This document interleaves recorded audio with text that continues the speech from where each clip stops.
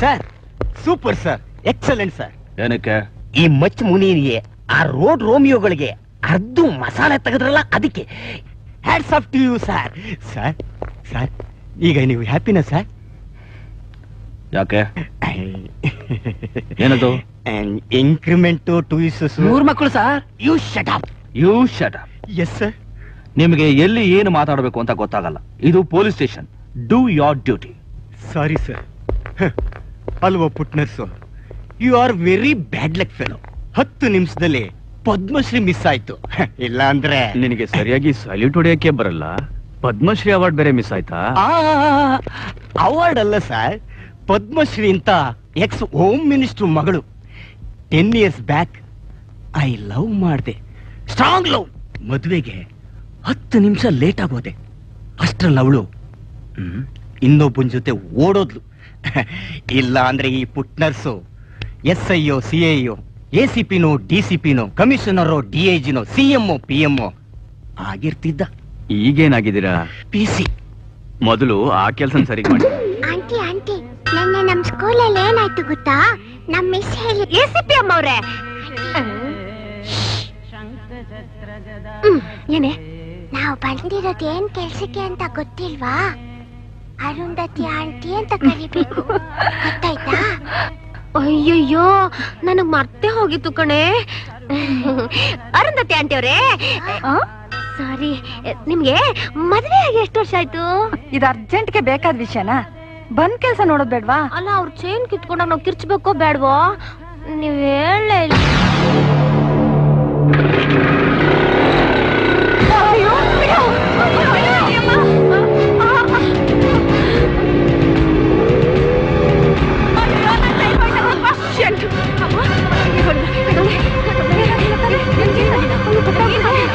ಅಯ್ಯೋ ದೇವ್ರೇ, ಕಣ್ಣನ್ ಮಕ್ಕಳ್ರ, ನಿಮ್ ಕೈ ಸೇದೋಗ, ನಿಮ್ ಬಾಯಿ ಸೇದೋಗ. Hello, calling control room. Motor bike number 2747 trace ಮಾಡಿ.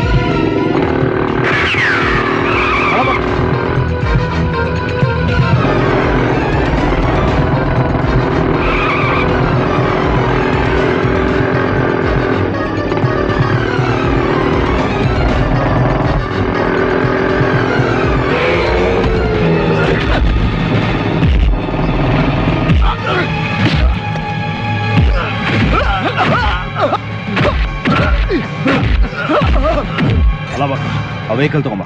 Yes sir.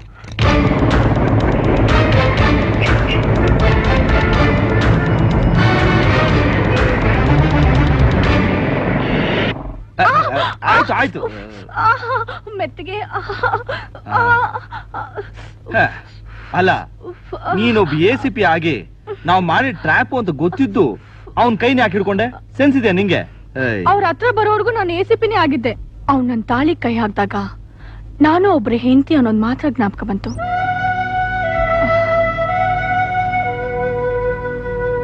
ಏಯ್ ಅಶೋಕ್, ಯಾಕಾಗ್ ನೋಡ್ತಾ ಇದೀಯಾ?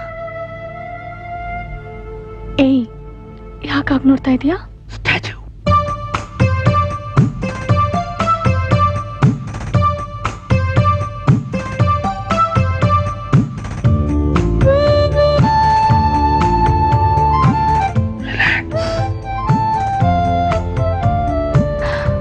ನಾನೇನು ಹೆಂಡತಿದ್ದಾನೆ, ಆದ್ರೂ ಸ್ಟ್ಯಾಚ್ಯೂ ಹೇಳಿ ಕಿಸ್ಕೊಡ್ಬೇಕಾ? ನೀನು ನನ್ನ ಹೆಂಡತಿ ಅಂದ್ಕೊಳ್ಳೆ ಸಂತೋಷ ಆಯ್ತು. ಅದನ್ನ ಅನುಭವಿಸೋಕೋಸ್ಕರ ಗಂಡ ಅನ್ನೋ ಅಧಿಕಾರನ ಚಲಾಯಿಸ್ತೆ. ನಿನಗೆ ಹೆಂಡತಿ ಅನ್ನೋ ಫೀಲಿಂಗ್ ಬಂದ ಹಾಗೆ ತಾಯಿ ಆಗ್ಬೇಕನ್ನೋ ಫೀಲಿಂಗ್ ಯಾವತ್ತೂ ಬರ್ಲಿಲ್ವಾ? ಅಯ್ಯೋ, ನಿನ್ನೆ ತನಕ ಗವರ್ಮೆಂಟ್ 2 ಮಕ್ಕಳು ಸಾಕು ಅಂದ್ರು. ಇವತ್ತು 1 ಮಗು ಸಾಕು ಅಂತಿದ್ದಾರೆ. ನಾಳೆ ಮಕ್ಕಳೇ ಬೇಡ ಅಂತಾರೆ. ಅದಕ್ ಮೊದ್ಲು ನಾವೇ ಪ್ರಿಪೇರ್ ಆಗೋದು ಒಳ್ಳೇದಲ್ವಾ? ಅರು ಐ ನಾಟ್ ಜೋಕಿಂಗ್, ನಿಜ ಹೇಳು. ನನ್ಗೂ ಆಸೆ ಇದೆ ಅಶೋಕ್, ಆದ್ರೆ ನಾವಿರೋದು ಪೊಲೀಸ್ ಡಿಪಾರ್ಟ್ಮೆಂಟ್ ಅಲ್ಲಿ. ನಾವಿವತ್ತು ಮನೆ ಬಿಟ್ರೆ ಮತ್ತೆ ಜೀವಂತವಾಗಿ ಬರ್ತೀವಂತ ಗ್ಯಾರಂಟಿ ಏನಿದೆ? ಅದು ಅಲ್ಲದೆ ನಾವಿಬ್ರು ಅನಾಥರು, ಇನ್ನೊಬ್ಬ ಅನಾಥನ ಯಾಕೆ ಹುಟ್ಟಿಸ್ಬೇಕು? I am right?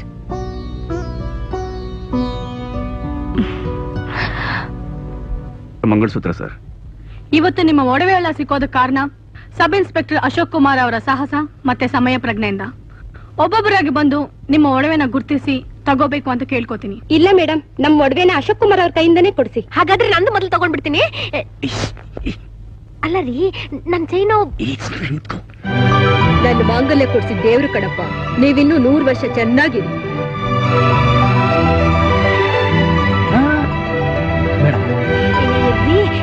ನಾನು ತಗೊಂಡ್ಬಿಡ್ತೀನಿ. ಲಾಸ್ಟ್ ನಮಸ್ಕಾರ. Photo please. ಬೇಡಿ, ನಂಗೆ ಅದೆಲ್ಲ ಇಷ್ಟ ಇಲ್ಲ. ನಮ್ ಸಂತೋಷಕ್ಕಾಗಿ ಒಂದು ಫೋಟೋ ಸರ್. ಅಲ್ಲ ಬಾಸ್, ನಾನಾ? ಬೇಡ ಸರ್. ಬಾಯ್ಲಿ. ಇವತ್ತಿನ ಈ ಯಶಸ್ಸಿಗೆ ಕಾರಣ ನನ್ನ ಸ್ನೇಹಿತ ಅಲ್ಲಾ ಬಕ್ಷ್ ಕೂಡ.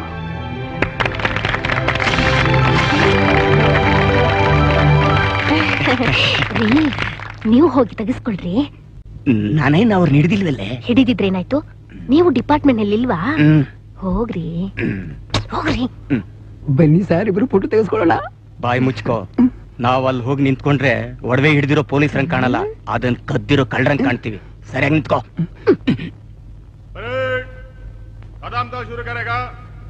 Ashok, be serious. ನಾನು ಹೇಳ್ತಾನೆ ಇದ್ದೀನಿ, ನಾಳೆ ಆಗಸ್ಟ್ 15 ಫ್ಲಾಗ್ ಹಾಸ್ಟಿಂಗ್ ಟೈಮ್ ನಲ್ಲಿ ಮತ್ತೆ ಕಮ್ಯುನಲ್ ಪ್ರಾಬ್ಲಮ್ ಶುರು ಆಗೋ ತರ ಇದೆ.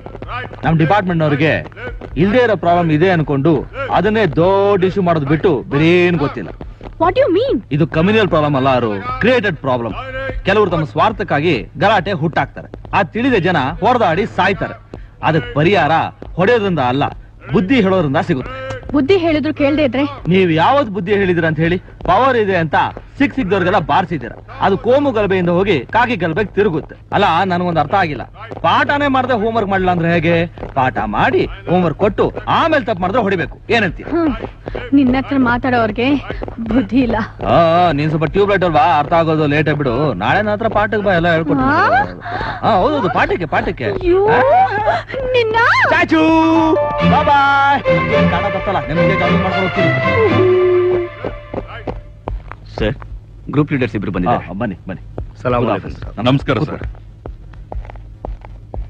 ಸರ್, ಹಾ. ನಾನು ಹಿಂದೂ ಸಮಾಜದ ಲೀಡರು. ನಾವು ಇಸ್ಲಾಮಿಕ್ ಲೀಡರ್ ಸಾಬ್. ಸಾಬಟ್ ಹಿಂದೂ ಮುಸ್ಲಿಂ ಅಲ್ಲ, ಇಂಡಿಯನ್ ಅನ್ಬೇಕು. ರಾಜು ಸರ್. ಕಾಫಿ ತರ್ಸು. ಸರಿ ಸರ್. ಏನ್ ನಿಮ್ ಇಬ್ಬರ ಮಧ್ಯೆ ಗಲಾಟೆ? ಏನೂ ಇಲ್ಲ ಸಾಬ್. ಏನು ಇಲ್ವಾ? ಏನು ಇಲ್ಲದೆ ಮತ್ತೆ ಗಲಾಟೆ ಹೇಗಾಯ್ತು? ಇವ್ರ ಕಡೆ ಯಾರಾದ್ರೂ ನಿಮ್ ಮನೆಗೆ ನುಗ್ಗಿ ದೊರಡೆ ಮಾಡಿದ್ರಾ? ಇಲ್ಲ ಸರ್. ಇವ್ರ ಕಡೆ ಯಾರಾದ್ರೂ ನಿಮ್ ಹೆಂಗಸರು ಮಕ್ಕಳ ಮೇಲೆ? ಇಲ್ಲ ಸಾಬ್. ಇಲ್ಲ. ಯಾರಾದ್ರೂ ಏನಾದ್ರೂ ಹೇಳಿದ್ರಾ? ಇಲ್ಲ ಸರ್. ಇಲ್ಲ. ಯಾರು ಏನು ಹೇಳಲಿಲ್ಲ, ಯಾರು ಏನು ನೋಡ್ಲಿಲ್ಲ, ಯಾರು ಏನು ಮಾಡ್ಲಿಲ್ಲ. ಆದ್ರೂ ಗಲಾಟೆ ಆಯ್ತು. ಹೇಗಾಯ್ತು ಗಲಾಟೆ? ಕೂತ್ಕೊಳ್ಳಿ. ನಿಮ್ಗೆ ಸಂಸಾರ ಇದೆಯಾ? ಇದೆ ಸರ್, 2 ಮಕ್ಕಳಿದ್ದಾರೆ. ನಿಮ್ಗೆ? ನನ್ಗೆ 4 ಮಕ್ಕಳು ಐತೆ ಸಾಬ್. ಫ್ಯಾಮಿಲಿ ರೈವಲ್ರೀಸ್ ಏನಾದ್ರು? ಚೇಚೆ, ಹಾಗೇನಿಲ್ಲ ಸರ್. ನಾವಿಬ್ರು ಸ್ನೇಹಿತರಿದ್ದಾಗಿದ್ದೀವಿ. ಅರೆ, ನಮ್ಮ ಮನೆಗೆ ಹಬ್ಬ ಆದ್ರೆ ಅವ್ರು ಬರ್ತಾರೆ, ಅವ್ರದ್ದು ಮನೆಗೆ ಹಬ್ಬ ಆದ್ರೆ ನಾವು ಹೋಗ್ತಾರೆ ಸಾಬ್. ಫ್ಯಾಮಿಲಿ ಫ್ರೆಂಡ್ಸ್, ಇಬ್ರು ಫ್ಯಾಮಿಲಿ ಫ್ರೆಂಡ್ಸ್. ಆದ್ರೂ ಹೊರಡ್ತಾ ಇದ್ದೀರಾ, ಸಾಯ್ತಾ ಇದ್ದೀರಾ ಅಲ್ಲ? ನೀವು ನಿಮ್ ಗಲಾಟೆಯಲ್ಲಿ ಮನೇಲಿರೋ ಹೆಂಡತಿ ಮಕ್ಕಳ ಬೀದಿ ಕರ್ಕೊಂಬಂದು ರಕ್ತದಲ್ಲಿ ಯಾಕೆ ಮುಳುಗಿಸ್ತಾ ಇದ್ದೀರಾ? ಯಾಕೆ? ಯಾವ ಜಾಗಕ್ಕೋಸ್ಕರ ನೀವು ಒಬ್ಬರೊಬ್ಬರನ್ನ ಕೊಂದು ಸ್ಮಶಾನ ಮಾಡ್ತಾ ಇದ್ದೀರೋ ಆ ಜಾಗದ ಮಹತ್ವ ಏನಂತ ನಿಮಗೆ ಗೊತ್ತಾ? ಸ್ವಾತಂತ್ರ್ಯಕ್ಕೋಸ್ಕರ ಬ್ರಿಟಿಷರ ವಿರುದ್ಧ ಹೋರಾಡಿ 150 ಜನ ಭಾರತೀಯರು ಪ್ರಾಣ ಬಿಟ್ಟಂತ ಪುಣ್ಯ ಸ್ಥಳ ಅದು. ಅವತ್ತವ್ರು ಯಾರಿಗೂ ನಾನು ಹಿಂದೂ ಮುಸ್ಲಿಂ ಕ್ರೈಸ್ತನ ಭೇದ ಭಾವ ಇರಲಿಲ್ಲ. ಭಾರತೀಯರನ್ನ ಒಗ್ಗಟ್ಟಿತ್ತು, ಸ್ವಾತಂತ್ರ್ಯ ಬೇಕು ಅನ್ನೋ ಗುರಿ ಇತ್ತು. ನಿಮ್ಗೆ ಯಾವ ಗುರಿನೂ ಇಲ್ವೇ? ಅದಕ್ಕೆ ಒಬ್ಬರೊಬ್ಬರು ಹೋರಾಡ್ಕೊಂಡು ಸಾಯ್ತೀರ. ನೋಡಿ, ನಾವು ಹಿಂದೂ ಮುಸ್ಲಿಂ ಅನ್ನೋದನ್ನ ಮರೆತು ನಾವೆಲ್ಲ ಭಾರತೀಯರು, ನಾವು ಶಾಂತಿಯಿಂದ ಬದುಕಿ ಇನ್ನೊಬ್ರು ಶಾಂತಿಯಿಂದ ಬದುಕಲಿ ಅಂತ ಯೋಚನೆ ಮಾಡಬೇಕು. ನೀವು ಯೋಚನೆ ಮಾಡ್ತಿರೋ ಇಲ್ವೋ? ನೀವಿಬ್ರು ಜಗಳ ನಿಲ್ಲಿಸಿ ಒಂದಾಗದೆ ಇದ್ರೆ ನಾನ್ ನಿಮ್ ಪಾಲ್ಗೆ ಬ್ರಿಟಿಷರ್ ಆಗ್ಬೇಕಾಗುತ್ತೆ. ಕಾಫಿ ಕುಡಿದು ಹೋಗ್ಬೋದು.